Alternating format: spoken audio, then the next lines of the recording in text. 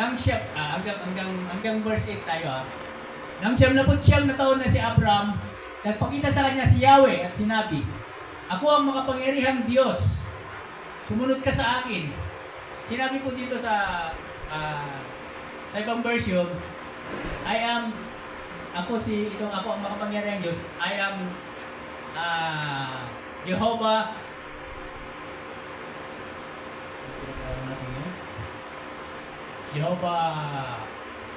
El Shaddai. Sabi doon. Yan.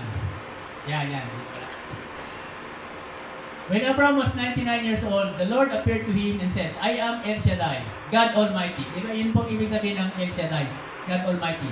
"Serve me faithfully and live a blameless life." Verse 2. Ako'y makikipagtipan sa iyo at lubhang pararamihin ko ang iyong lahi. Pagkarinig nito'y nagpatira pa si Abraham. Sinabi pa sa kanya ng Diyos, "Ito ang aking tipan sa iyo. Ikaw ay magiging ama ng maraming bansa."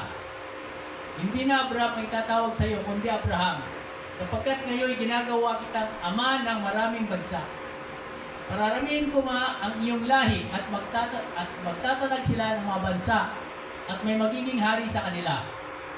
Tutuparin ko ang aking pangako sa iyo at sa iyong lahi habang panahon, at ako'y magiging Diyos ninyo. Bibigay ko sa iyo at sa iyong magiging lahi ang lupain ito ng Kanaan at na iyong tinitirhan ngayon bilang isang dayuhan. Ito ang magiging pag-aari nila sa habang panahon, at ako ang kanila magiging Diyos. Amen. Hallelujah. Ito po yung kung makikita natin yung time na ito, kilala naman natin si Abraham, di ba? Nung nag-edad pa lang siya ng 75, sabi ng Diyos sa kanya, "Umalis ka sa lugar na ito at pumunta ka sa lupain isa, ituturo ko sa iyo," sabi doon ng ating Panginoon Diyos. Nakalagay po yan sa Genesis chapter 12 yata yun nakalagay. Ang sabi ng Diyos, pumunta ka sa lugar na ituturo ko sa iyo, sabi doon. Sa Genesis chapter 12 yan, verse 1 to 3. At ganun nga ang ginawa ni Abraham, ang pangako kasi ng Diyos sa kanya, pararamihin siya. Genesis chapter 12, verse 1 to 3. At 75 years old pa lang daw si Abraham nung sabi na Yahweh, "Lisanin mo ang iyong bayan, ang tahanan ng iyong ama at mga kamag-anak, at pumunta ka sa bayan ituturo ko sa iyo." Sabi doon. Ano sumunod doon? "Pararamihin ko ang iyong mga anak at apo at gagawin ko silang isang malaking bansa. Pagpapalain kita at gagawin kong dakila ang iyong pangalan, at ikaw ay magiging pagpapala sa marami. At ang sa iyo'y magpapala ay aking pagpapalain, at ang sa iyo'y sumumpa ay aking susumpain. Sa pamamagitan mo, lahat ng mga bansa sa daigdig ay aking pagpapalain." Yan po ang pangako ng Diyos kay Abraham. 75 years old pa lang si Abraham yan. 75 years old na pala, kasi 75 matanda na. Kaya nangako ang Diyos kay Abraham sa edad na 75. Balik tayo sa Genesis. Genesis verse 1. Genesis 17 verse 1. Sabi doon? Ano sabi doon? Nang 79 na taon na si Abraham. 75 years minus 99. 99 minus 75. 24? 24 years. Nangako ang Diyos sa kanya, 75 years old na siya. Tapos, pagkaroon ng 17 pagkaroon ng 24 years, nagpakita ulit sa kanya ang ating Panginoon Diyos. Sabi niya, nagpakita sa kanya si Yahweh. At nagpakilala, dito siya nagpakilala. "Ako ang makapangyarihang Diyos," sabi niya. "I am El Shaddai," sabi niya. Ibig sabihin, nung mga naunang pagpaparamdam sa kanya ng Diyos, maaaring hindi pa niya gaano kilala ang Diyos, tinignan ko dyan kinausap si Abraham ng Diyos doon sa Genesis chapter 12 nga, ibinasa natin. Tapos sa Genesis chapter 13, nung naghiwalay sila ng pamangkin niya si Lot dahil marami na silang tupa. Tapos sa Genesis chapter 15, yung binanggit uli yung pangako na yon sa kanya ng ating Panginoon.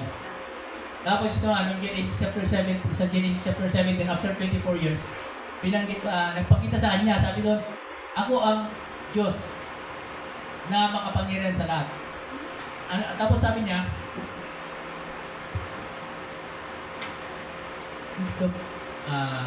sumunod ka sa akin. Sumunod ka sa akin. Yan, follow me, sabi niya.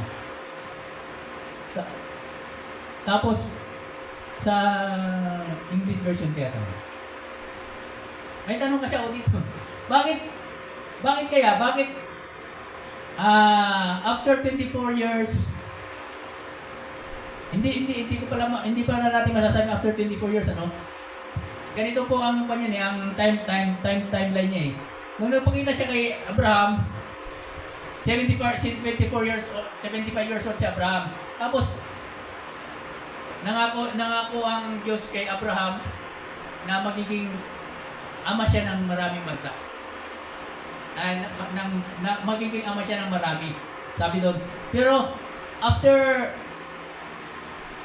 13 years, anong ginawa ni Abraham? Siguro, hindi siya parang sa tagal na yan, tagal ng pangako ng Diyos sa akin na magkakaroon ako ng maraming anak. Pero hindi sila magkaanak ni Sarah, ano? Kaya anong ginawa nila? Anong sabi ni Sarah? Binigay ni Sarah yung kanyang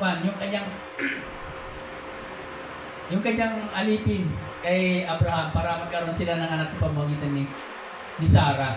Kaya 86 years yata si Abraham noon. 86 years ba? 86 years si Abraham nung ginawa nila yon. Kaya nung 75 years siya nangako ang Diyos. Pero after 11 years hindi nila parang yung pangako na yun ay nawala na sa kanila. Kaya gumawa ng hakbang si Abraham at saka si Sarah. Si Sarah binigay niya.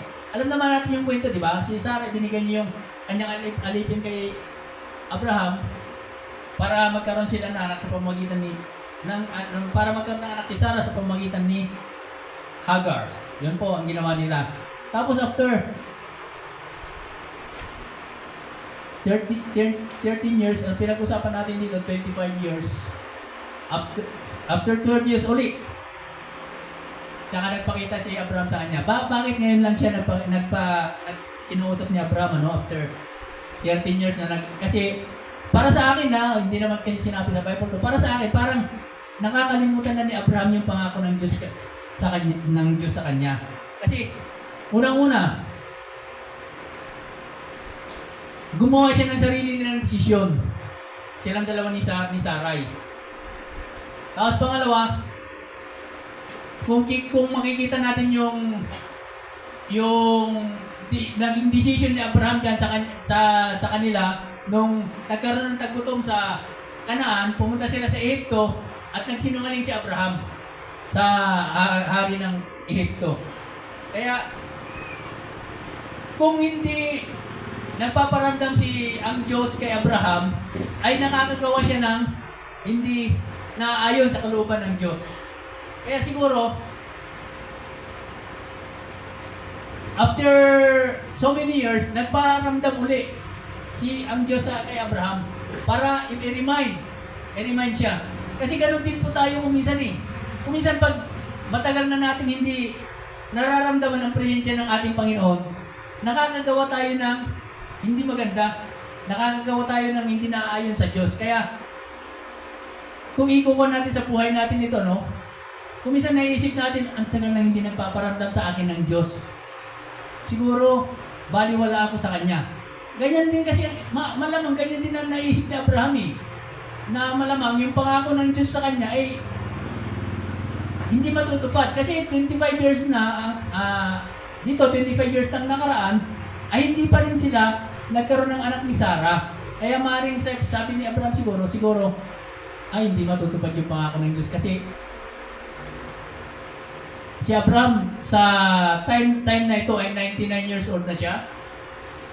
Nung nagpakita sa kanya yan, nakalagay pala dyan, sa 99 years old na siya, at saka si Sarah ay 90 years old na. Kaya, sa paningin ng tao, sa mindset ng tao, talagang hindi na sila magkakanak. Pero ano sabi ng Diyos? Ako ang El Shaddai. Sabi niya, I am El Shaddai. Ibig sabihin ay ako ang makapangyarihan Diyos. Tapos sabi niya, serve me. Siguro, parang sa atin din siguro na kwanto eh. Pag napapalayo tayo sa Diyos, o pag hindi natin nararamdaman yung ating Panginoon, ay iba na yung iba na yung sinisilbihan natin. Kaya sinasabi ng Diyos dito, serve me faithfully. Ibig sabihin, dapat pag napapalayo tayo sa Diyos, bumalik tayo sa Kanya. Serve me faithfully. Sa ibang version dyan, follow me, di ba? Ano yun? Come with me, sabi niya yata, sa ibang version. Sumunod ka sa akin. Doon sa Tagalog, sumunod ka sa akin. Ayan, walk before me. Ito po yung sabi. Ibig sabihin, pag napapalayo na tayo, nagpaparamdam ang Diyos sa atin na bumalik sa Kanya. Walk before me. Kasi, bakit niya sinabi yan? Si Abraham talagang, kahit naman sino kahit naman sa atin, kung nakikita natin na napakalayo ng Diyos sa atin, hindi natin nararamdaman. Yan, si Abraham, 25 years eh. Nangako ang Diyos sa kanya, 25 years. Hindi pa natutupad. Kaya, siguro yung mga pangako sa atin ng ating Panginoon, ang tagal na nagpangako sa atin ng ating Panginoon na magiging doon ako. Tagal na napangako sa atin ng Panginoon na magiging pag-aari ko yung lupain na yan. Tagal na pangako sa atin ng Panginoon. Pero, sa tingin natin, wala na, hindi na mangyayari yung bagay na yun. Kasi, tagal na eh. Ganun po yung nangyari kay Abraham. Si Abraham, parang iba na yung iniisip niya. Kasi sabi doon, serve me. Parang iba na yung pinag-isip niya ni Abraham. Sabi doon, sabi naman dito, walk before me. Parang lumalayos na si Abraham sa kanya, sa Diyos. May after 25 years, nagparamdam uli sa kanyang Diyos, tinawag siya. At ano sabi ng Diyos? Ako ang makapangyarihan sa lahat. Sabi doon, sumunod ka sa akin at sumunod ka sa akin faithfully at walang blameless. Ano naman yung ibig sabihin blameless, di ba? Ibig sabihin dapat walang maipipitas sa atin na masama. Ganun po yun. Kaya, ngayon po, tumatawag din ating Panginoon sa atin na bumalik tayo sa Kanya, sumunod ng walang dungis. Yan para ibig sabihin ng walang dungis. Amen ba? Yan. Maaring nakita ng Diyos na humihina ang pananalig ni Abraham o tayo sa buhay. Kaya niya ginawa yon. Kaya nagparamdam uli ang Diyos sa Kanya. Kaya, kumisan pag nagpaparamdam din ang Diyos sa atin, si Abraham kasi nag-realize siya sa kanyang power. Tulad din natin, kuminsan, pag napapalayo tayo sa Diyos, nag-rely tayo sa sarili nating power. Hindi na tayo kumukonsulta sa ating Panginoon. Ganun po yung nangyayari kay Abraham. Hindi siya kumonsulta sa ating Panginoong Diyos nung binigay ni Sarah yung anak niya. Hindi siya kumonsulta sa Diyos nung nagsinungaling siya dun sa hari ng Ehipto. Kaya, yun, naisip na siguro nasabi ng Diyos na parang napapalayo na si Abraham. Kaya yun, nagparamdam. Kaya, kung magpaparamdam po sa atin ang Diyos, bumalik po tayo sa Kanya. Sabi doon, walk besides me. Kaya, bumalik tayo, walk besides me, sabi doon. Sabi nga ni Jesus Christ, di ba, lagi niya sinasabi sa kanyang mga apostol, follow me, sabi doon, sumunod tayo sa ating Panginoon. Verse 2.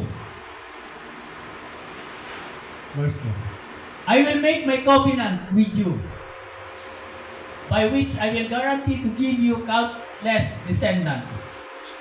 Ito po yun, no? Pag bumabalik po tayo sa ating Panginoon, nire-remind niya yung mga pangako sa atin. Kahit na napakatagal ng pangako na yon, i-remind niya. Sabi ng Diyos kay Abraham, I will make my covenant. Ibig sabihin, tutuparin ko yung aking ipinangako sa iyo. Sabi niya, na, yun, may garantiya pa eh, which I will guarantee to give you countless descendants. Ito kasi ang pangako kay Abraham, yung magkakaroon na ng maraming anak eh. Pero sa panahon na yan, after 25 years na nakakaunti sa kanya, hindi pa rin siya nagkaroon ng anak, hindi pa rin sila nagkaroon ng anak ni Sarai. Kaya, napakatagal. Kumisan pag nangako sa atin ng Panginoon. Pero, manalig lang po tayo. Nakalagay sa verse 3. Verse 3. Pagkarinig dito, yan. Please, nagano po tayo. Yan, after this, Abraham fell face down on the ground. Ayun, pag nagpaparamdam po sa atin ang ating Panginoon, pag kinakausap tayo ng Panginoon, gawin din po natin yung ginagawa ni Abraham. Ibig sabihin ay, ano ba Tagalog niya? Sumamba? Fentis, yan pag sinagpatira, parang sumamba siya, parang nagbigay ng papugay, parang, yun, nagbigay siya ng praise and worship sa ating Panginoon. Sinabi pa sa kanya ng Diyos, after that, nung sinabi sa kanya ng Diyos, verse 4, ito ang aking tipan sa iyo. Ikaw ay magiging ama ng maraming bansa. Nabago, ano? Ang pangako kay Abraham, magiging ama ng, magkakaroon ng maraming anak. Pero after 25 years, nangako ulit ang Diyos sa kanya, ikaw ay magiging ama ng maraming bansa. Maniniwala pa kaya si Abraham? Alam niyo po, sa lugar, sa verse 5, tingnan natin. Hindi na Abraham ang itatawag sa iyo, kundi Abraham, sapagkat ngayon ginagawa kitang ama ng maraming bansa. Minsan, pag nangako sa atin ng Panginoon, at 25 years nang hindi natupad, tagal nang hindi natupad, tapos ulitin ng Panginoon yung pangako sa atin, parang hindi na tayo maniniwala, di ba? Dito, yung Abraham po, ang ibig sabihin, magkakaroon ka ng maraming anak. Doon sa nung panahon na yun, nung panahon na yun, pag may mga bisita o pag may mga kasalubong ka, kasi madalang pa ang tao doon sa disyerto noon, pag may mga bisita o may nakasalubong ka, automatic magigipagkilala ka eh. Ganun yun eh. O kaya tatawagin mo siya sa iyong kubol, kadalasan kasi doon may mga kubol o yung tolda, lalo na yung mga tao sa disyerto, may tolda yung mga yan, papapasukin ka na sa kanilang tolda, lilinisan, pakakainin. Ganun pa ang costume nila doon. Tapos magpapakilala, sasabihin ni Abraham, sasabihin ng bisita, halimbawa, ano pong pangalan nyo? Ama po ako ng marami. Kaya siyempre, tatanong ng bisita, nasan po yung mga anak nyo? Ano ang papakita ni Abraham? After 25 years na ganyan, si Abraham, pag may bisita, hindi sinabi sa Bible to paano ko nagbuling-buling lang nakaisip ko. Ganun yun eh. Ang pangalan mo, ama ng maraming tao. Pero pag nagpakilala ka, parang ganito yun eh. Anong pangalan mo? Kulot, ang pangalan ko. Pero tuwid na tuwid yung buhok, no? Tapos sinabi doon, ginagawa kitang maraming bansa. Tapos nagpakilala yung kulot. Anong pangalan mo? King ang pangalan mo ngayon. Hindi na kulot. Pero tuwid na tuwid pa rin yung buhok niya. Parang ganun yun, ano? Taliwas dun sa sinasabi ng Diyos yung kalagayan ni Abraham. Pero anong sabi ni Abraham? Ang ibig sabihin kasi ng maraming bansa, yun, nakita naman natin yung kalagayan, yung pangayon ng lahi ni Abraham, di ba? Napakaraming bansa ang nanggaling sa lahi ni Abraham. Kaya nangyari po yan. So, tingnan po natin sa sumunod na verse. Pararamihin ko ang iyong mga lahi, at magtatatag sila ng mga bansa at may magiging hari sa kanila. Yun po. Ito po yung nangyari na yan. Alam niyo po yung pagpapalit ng pangalan, isang paraan po yan ng Diyos para yung mga pangako niya ay matupad sa atin. yung pagpapalit ng pangalan ay isang paraan po yan para hindi lang yung pangako na yun ay hindi lang yun ang ibibigay sa iyo, kundi God will give greater more than He promised to you. Ganun po yung ibig sabihin ng mga nagpapalit ng mga nagpapalit ng mga pangalan. Marami po mga pangalan, mga personality sa Bible na pinalitan ng pangalan at nagkaroon ng greater, naging great sila maliban dun sa pangako. Tulad niya si Abraham, ang pangako sa kanya magiging ama ng marami, pero nung pinalitan yung pangalan niya, naging Abraham, hindi lang marami kundi maraming bansa. Tulad ni Jacob, si Jacob, kilala naman natin si Jacob, di ba? Si Jacob, anong pangalan niya? Ay, anong ibig sabihin ng pangalan niya? Siya yung mapanglamang. Siya yung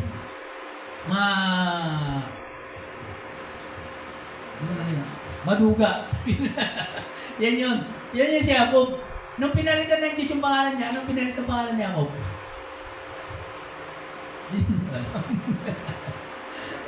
Israel. Ba't ko tinanong yan? Kasi yung bangpan hindi nila alam yung Israel kung saan galing Israel. Yung mga iba. Kaya tinanong ko lang. Pero, nung pinalitan yung pangalan ni Jacob, naging Israel, ano ba doon siya nag-prosper. Ano ibig sabihin ng Israel? Siya, the one who, sabi dun kasi sa ibang version, the one who wrestles with God. Ang nakipagbuno sa Diyos. Pero para sa akin kasi, ang meaning ng Israel, kasi, ang pinto po kasi ganito yun eh. Hinawakan ni Jacob yung lalaki. Hindi niya bitawan. Ayaw niyang bitawan. Ibig sabihin, talagang ginrab niya yung lalaki na yun. Ginrab niya yung anghel o yung, kasi sabi doon sabi ng mga scholar, Kristo pa na yun, para si Jesus Christ yun eh. Talagang, ang ugali na kuwita ko doon sa situation na yun, nung nakita niya Jacob yung anghel, hindi niya binitawan. Kasi sabi sa ibang version, wrestle. Ibig sabihin namin pagbuno. Pero sa akin lang kasi hindi sinabi doon eh. Kasi sa akin, hindi niya binitawan. Ba't ko nasabi yun, Sabi ng lalaki doon eh, kung papasahin natin yan, sabi ng lalaki, saan ka na lang ibang version. Sabi ng lalaki, sabi ng anghel, bitawan mo na ako. At magbubukang liwayway na. Di ba? Ibig sabihin, si Jacob, talagang kung gusto niya yung pagpapala, talagang hindi niya binibitawan. Kaya, para sa akin na hindi nakipagpuno siya, hindi siya nakipagpuno eh. Kundi talagang, kinuha niya talaga, ginrab niya yung anghel na yun.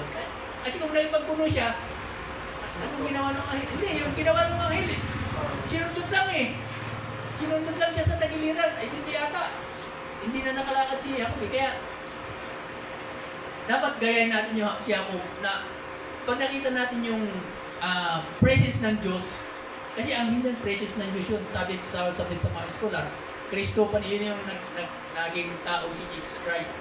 Pag yun ang alam, nice, sana magaya natin na pag nakita natin yung presensya ng Diyos, huwag natin bibitawan. Ganun yun. Ganun yung sa aking version kasi sa ibang versions kasi nakalagay, nakipagbuno. Ibig sabihin, nakipagbuno, nakipagkuhan. Pero kung titignan natin yung malalim, sabi nung anghel, bitawan mo na ako. Ibig sabihin, hindi nakipagbuno yung tao. Si Jacob lang ang nag-grab sa kanya, ayaw bitawan ni Jacob yung anghel. Kaya, dapat, gayahin natin si anghel. Kung nakita natin ang presensya ng Diyos, grab natin. Kung tayo kan. Anong kan nun? Anong napala ni Jacob doon sa lugar na yun?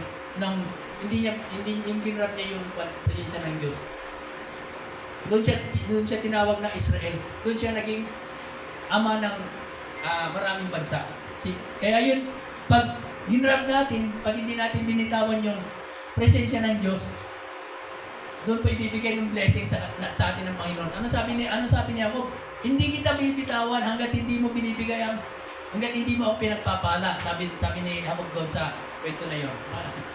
Ibang kwan kasi. 32 verse 26. Yun. Sige, tignan natin. Kasi mapapatay ka tayo. Tignan natin. Genesis 32, 32, 26. Kaya napagaganda yun, ano? Genesis 32. Napagaganda pag nakita natin yung presensya ng Diyos. Sabi nung lalaki, sinabi ng lalaki, bitawan mo na ako at magbubukang liwayway na. Ibig sabihin, sa bagay na yan, sa binitawan na salita ng lalaki na yan, hindi siya nakikipagmuno, kundi parang umiiwas lang siya. Pero si Jacob, talaga kaya niyang bitawan yung presensya ng Diyos. Hindi kita bibitawan hanggat hindi mo ako binabasbasan. Yan po, yung sumunod na kanya nung binasbasan na siya dyan. Ayan, napakaganda po pag nakita natin yung presensya ng Diyos. I-grabs natin. Ang sumunod na verse yan. Yun po yung isa sa mga, pag nagpapalit po tayo ng pangalan, pag pinapalitan yung pangalan natin, tinanong ng lalaki kung sino siya, sinabi niya, siya Jacob. Sabi doon, mula ngayon, ikaw ay hindi na Jacob. Verse 28, dahil, nakalagay kasi dito, dahil nakipagbuno ka sa Diyos, sabi niya. Yan. Sapagkat nakipagbuno ka sa Diyos at sa mga tao, at ikaw ang nagtagumpay. Kaya, kasi nakalagay kasi sa version na ito, nakipagbuno para nakipaglaban eh. Pero sa aking version, ang nasisins ko kasi, talagang ginrab niya talaga, hindi niya binitawan. Yan po yung nasisins ko doon. At ikaw ang magtatagumpay. Ganyan. Nakalagay ba yung blessings nila? Binas. Tingnan nga natin sa 30. Sinabi ang puno. Basta, binasbasan ko siya dyan, kaya nagkaroon ng blessings. Ano ba yung mga pagpapalit ng pangalan, ano? Napalayo tayo. Tulad ni Joshua, si Joshua, hindi naman po Joshua ang pangalan niya Hosea ang pangalan niya. Pero pinalitan siya ng Diyos para makonquer niya yung lupang pangako, pinalitan siya ng pangalan niya ng Joshua. Ibig sabihin, sino po yan ang pangalan ni Jesus Christ, yung Joshua. Si Simon po, pinalitan din ang pangalan, naging Pedro. Saka si Saul, pinalitan din ang pangalan. Si Saul, kilala naman natin si Saul, di ba? Dating pinapatay yung mga naniniwala kay Jesus Christ. Pero nung napalitan yung pangalan niya, siya na ang tagapagtanggol ng mga naniniwala kay Jesus Christ. Yung ating pong apostol, di ba? Nagpalit ng pangalan, di ba? Si Apostol Joshua plus si Apostol plus po yun. Tapos ginawang Joshua. Kaya yung pagpapalit po ng pangalan ay hindi sa Bible pag-remind ng pangako, hindi lang pag-remind ng pangako, hindi magbibigay pa ng great na pangako, magbibigay ng great. Tignan natin sa Revelation chapter 2 verse 17, ano? Kaya kung minsan pag may mga nagsabi sa inyo na pinalitan yung pangalan ninyo ng pastor, pinalitan ng pangalan ninyo ng pastora, huwag po kayo tumanggi. Dahil maganda po yun. Nakalagay po sa Pahayag chapter 2 verse 7, no? Ang lahat na may pandinig ay makinig sa sinasabi ng Espiritu at ng mga iglesia. Ang mga magtatagumpay ay bibigyan ko ng nakatagong pagkain. Bibigyan ko rin siya ng batong puti na kinasusulatan ng isang bagong pangalan. Ito po yung mga magtatagumpay. Magkakaroon po ng bagong pangalan na walang sino mang makakaalam maliban sa tatanggap niyo. Kaya, baka sa susunod magkakaroon ng mga bagong pangalan dito, magiging pastora. Amen ba? Wag lang po yung pangalan na nanggaling sa mundo, ha? Baka sabihin, ang ipangalan sa inyo ay basagulero, ang ipangalan sa inyo ay lasigero, marites. Hindi po yun. Dapat pangalan na nanggagaling sa godly names po. Kasi dito sa mundo, napakarami rin yung pinapalitan ng pangalan eh. Lalo na lagi ka manginginom, sasabihin sa'yo, lasinggero, Laging nakikipag-away, laging nakikipag-chismis. Wala dito lang wala. Wala dito, pero dito sa mundo kasi, pag ganun, sinasabihan nila. Pero dito, ang ibibigay na pangalan sa inyo ay pangalan na ayon sa Bible. Amen ba? Amen. Paparin na ito tayo ah. Nasaan na tayo? Verse 5. Chapter 17, verse 5. Alalahanin mo ang dati mong kalagayan. Ha? Chapter 17, verse 5. Genesis. Genesis 17. Hindi na Abraham ang itatawag sa iyo, kundi Abraham na, sapagkat, verse 6. Pararamihin mo nga ang iyong lahi at magtatatag sila ng mga bansa at may magiging hari sa kanila. Yun, yung parang nire-remind at nire-remind yung dating pangako at sa verse 7. Tutuparin mo ang aking pangako sa iyo at sa iyong lahi habang panahon at ako'y magiging Diyos ninyo. Verse 8. Ibibigay ko sa iyo at sa iyong magiging lahi ang lupain ito sa Kanaan na iyong tinitirhan. Na iyong tinitirhan ngayon bilang isang dayuhan. Ito ang magiging pag-aari nila sa habang panahon.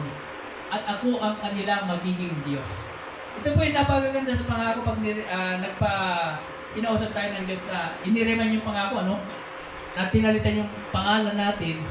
Ito yung pangako po ay hindi lang po para sa atin, kundi para pala sa mga, sabi doon, at sa iyong mga magiging lahi sa mga susunod sa atin.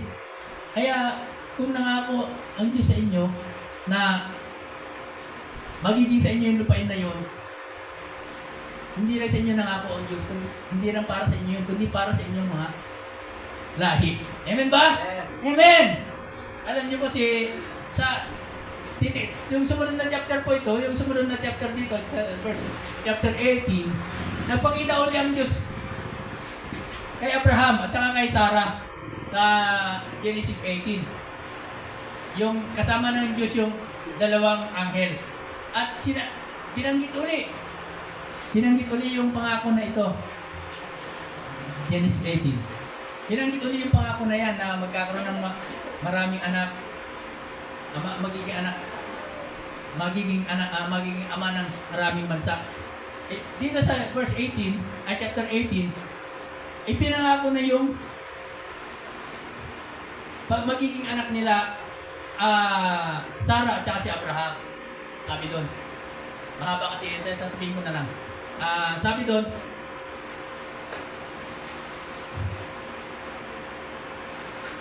verse, hanapin mo nga, verse, yung pinangako yung pagkapanganak ni hindi naniwala, ay hindi naniwala, no? Natawa lang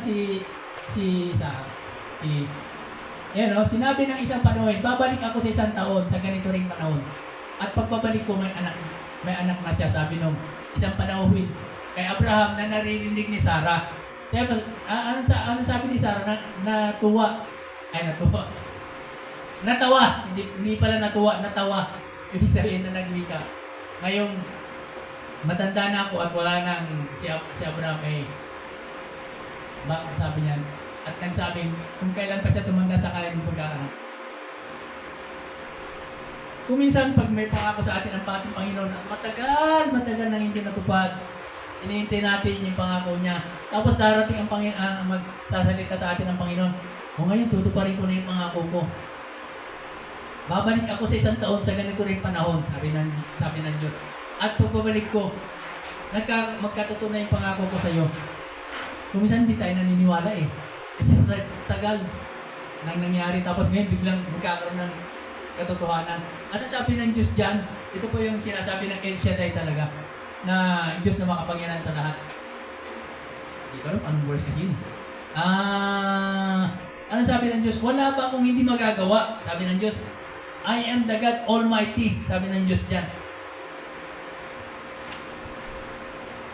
I-scroll mo nga ba? Tingnan natin yung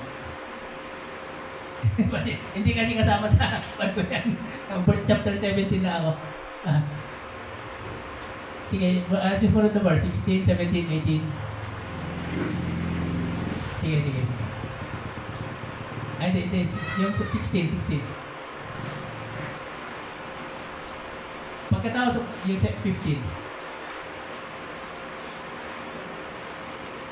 Yan, mayroon 14, verse 14. Mayroon bang hindi kayang gawin si Yahweh? Tulad ng sinabi ko. Ito po yung sinasabi na El Shaddai. El Shaddai, makapangyarihan sa lahat. Sa yung sinasabi nila na omnipotent. Omnipotent po yung ating Panginoong Diyos. Pag lahat na po ng bagay ay tingnan sa ibang version sa English.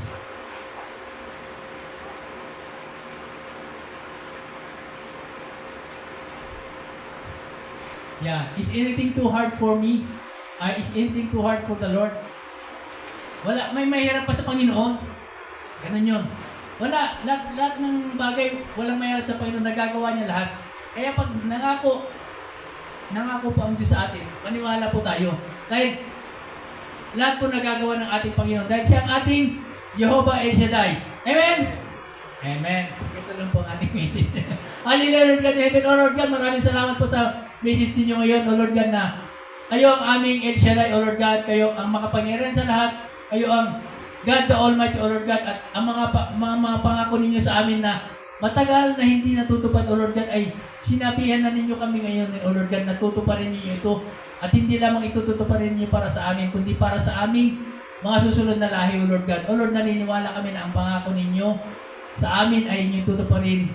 At babalik kayo sa isang taon at magkakaroon ng katuparan ang mapangako ninyo itong sa amin, O Lord God. O Lord, we thank you in Jesus' name. Amen.